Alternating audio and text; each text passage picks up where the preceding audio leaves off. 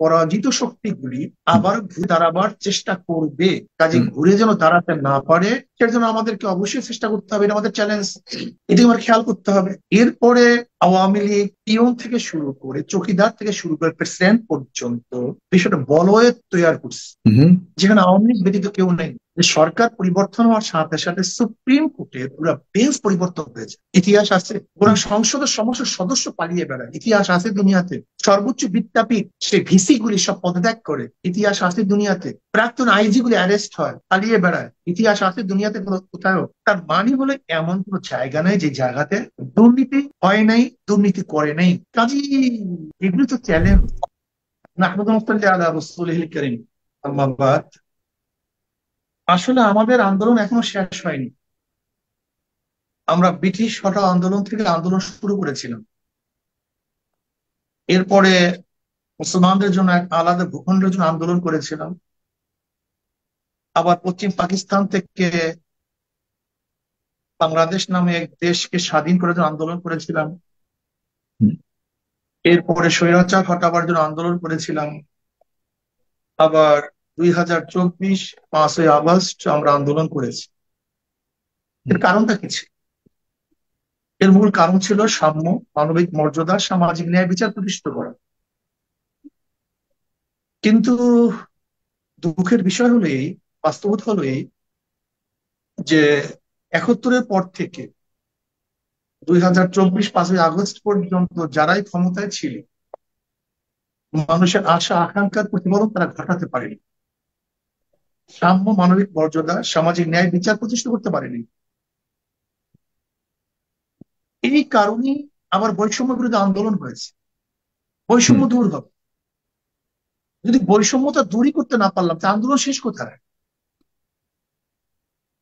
আমরা একটা পর্যায়ে পুষছি, কিন্তু আমি মনে করি যতদিন পর্যন্ত সাম্য, মানবিক মর্যাদা এবং সামাজিক ন্যায় বিচার প্রতিষ্ঠিত না হবে, ততদিন আমাদের আন্দোলন চলতে থাকে। এবং আমি বিশ্বাস করি আমাদের আন্দোলনের মূল উদ্দেশ্য হলো মানুষের অধিকারকে ফিরিয়ে দেওয়া।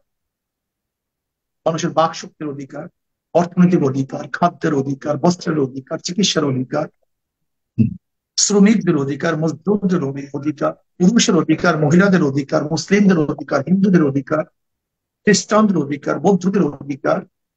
এক কথায় বাংলাদেশের ভূখণ্ডে যত মানুষ, যত ধরনের, যত ডিজাইনের, যত মতের, যত পথের মানুষ আছে, প্রত্যেকটা মানুষের অধিকার যতদিন পর্যন্ত আমরা বাস্তবায়ন করতে না পারবো, ততদিন পর্যন্ত আমাদের আন্দোলন সমাপ্ত হবে না, চলতেই থাকবে।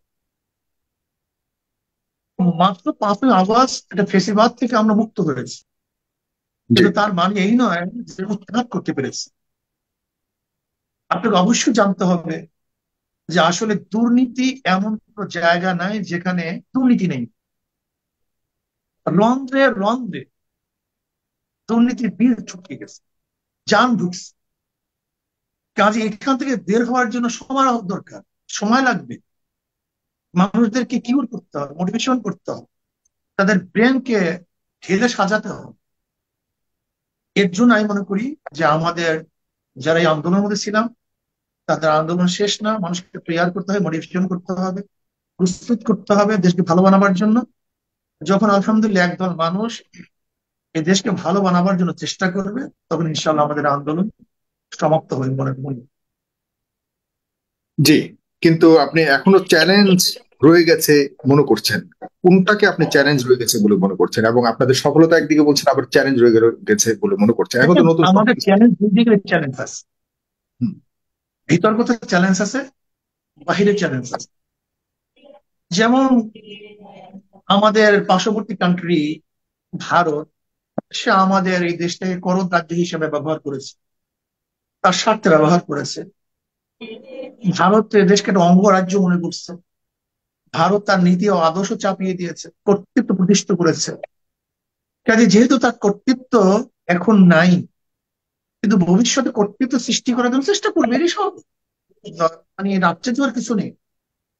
আবার পরাজিত শক্তি ঘুরে দাঁড়াবার জন্য চেষ্টা করবে, এরকম দুনিয়ার মধ্যে দেখা গেছে।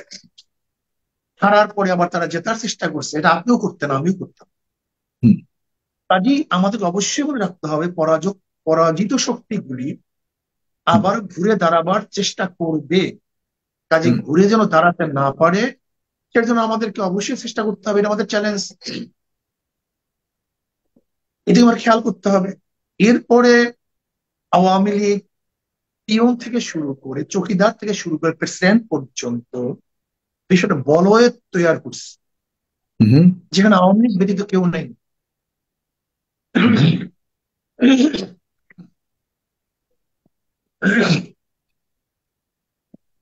এবং দুর্নীতি কোন পর্যায়ে পৌঁছে আপনি দেখেছেন হুম, যে প্রাইম মিনিস্টার বলছে আমার পিয়ন 400 কোটি টাকা মালিক, হেলিকপ্টার ঘুরে। যদি একজন পিয়ন 400 কোটি টাকা মালিক হয় হেলিকপ্টারে ঘুরে, তাহলে যারা রাঘব বোয়াল আছে তাদের অবস্থাটা কি? আপনি নিশ্চয়ই দেখেছেন ফরিদপুর জেলার ছাত্রলীগের সভাপতি 2,000 কোটি টাকা পাচার করেছে। হুম, এরপর আমলাদের অবস্থা কি দেখেছেন? বেনজির মতিউর সহ প্রত্যেকটা আমলা চতুর্থ খতিয়ান বের হয়েছে, এটি তো আমরা আশ্চর্য। আর যাদের বের হয় নাই, দেখেন বরফের যে উপরের যত খণ্ড দেখি তার চেয়ে অনেক বেশি কিন্তু নিচে থাকে। হুম, আজকে দুর্নীতি যত প্রকাশ পেয়েছে এর গভীর কিন্তু এর চেয়ে অনেক বেশি দুর্নীতি আছে। যেরকম বাংলাদেশ ব্যাংকের গভর্নর সাহেব বললেন, গোটা দুনিয়ার মধ্যে ব্যাংকের এইভাবে লুটপাট করার ইতিহাস কেউ দেখেনি। হুম, ওই যে একজন যারা উপদেষ্টা আছে তারা বলছে আমাকে দুর্নীতির সাগরের মধ্যে ঠেলে দেওয়া হয়েছে। দুর্নীতি ছাড়া কোনো সেক্টর নেই, কোনো জায়গা নেই। আপনি কি বুঝছেন যে সরকার পরিবর্তন হওয়ার সাথে সাথে সুপ্রিম কোর্টে পুরো বেঞ্চ পরিবর্তন হয়েছে? ইতিহাস আছে। ওরা হুম, সংসদের সমস্ত সদস্য পালিয়ে বেড়ায়, ইতিহাস আছে দুনিয়াতে।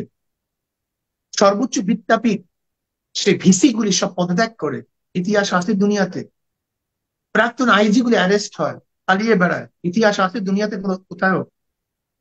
তার মানে হলো এমন কোন জায়গা নাই যে জায়গাতে দুর্নীতি হয় নাই, দুর্নীতি করে নাই। কাজে এগুলো তো চ্যালেঞ্জ। এই দুর্নীতিতে মুক্ত করা, মুক্ত হওয়া, সুন্দর এক দেশকে উপহার দেয়া, মানুষের আশা এবং আকাঙ্ক্ষার বাস্তবতা বাস্তবায়ন করা, যেগুলো তো চ্যালেঞ্জ থাকবেই। হঠাৎ করে যদি বলি যে শেখ হুম, হাসিনা চলে গেছে, কাজে আমরা মুক্ত হয়ে গেছে, স্বাধীন হয়ে গেছি, হুম। ব্যাপারটা এত সহজ না। আমাদেরকে আরো অনেক দূর এগোতে হবে, অনেক অনেক কাজ করতে হবে, অনেক কাজ এখনো বাকি।